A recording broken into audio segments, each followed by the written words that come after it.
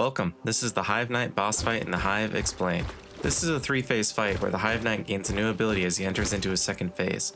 With my nail at its max upgrade and the Sharp Shadow charm equipped, phase 1 and 2 took roughly 16 to 17 hits with some Sharp Shadow damage mixed in, and phase 3 took 10 hits from the nail. The Hive Knight has 4 mechanics and 1 positioning ability, with the 4th mechanic really just adding some complexity to all the other mechanics. Starting in phase 1, the Hive Knight will have access to his dash ability, Fade Slash, and Spike Traps. The dash ability is telegraphed by the Hive Knight pulling a stinger back and leaning forward before dashing ahead. The dash is always performed on the ground, so it's easy just to jump over it. He can do this at any distance and will dash into a wall. If you have the Shadewing Cloak and Sharp Shadow equipped, you can dodge through him to deal some extra damage. Be careful though, because he can chain these together for quick successive attacks. The Fade Slash mechanic is fairly predictable. He'll disappear, then reappear next to the player, whether they're on the ground or in the air. He'll wind up and then slash at the player. He'll appear in line with you, so if you're on the ground, then he'll be on the ground. If you're in the air, then he'll be in the air.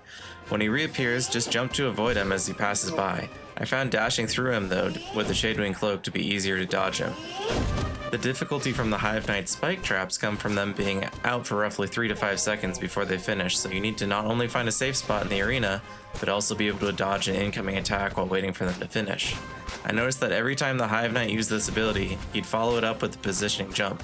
This potentially gave an opportunity to heal if you find yourself in a safe spot and the Knight decided not to jump onto you.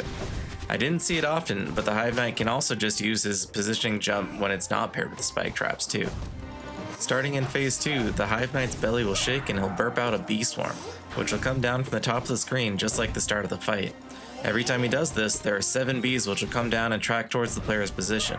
While they come down, the Hive Knight will continue to use his dash, jump, and fade step abilities. During this fight, the best times to heal are either during a spike trap if you've gotten to a safe spot quickly, or directly after breaking the boss. You should be able to heal 2 times. Phase 2 and 3's difficulty comes from introducing the bee swarm, so the best advice I have for this is to break the boss fast. The longer the fight goes on, the more you'll have to dodge the bees and the more likely that you'll get hit and lose the fight. There are plenty of opportunities to hit the Hive Knight as he's burping out his bee swarm ability, so capitalize on your hits and eventually the boss will fall over. And that's the Hive Knight Boss fight in the Hive Explained.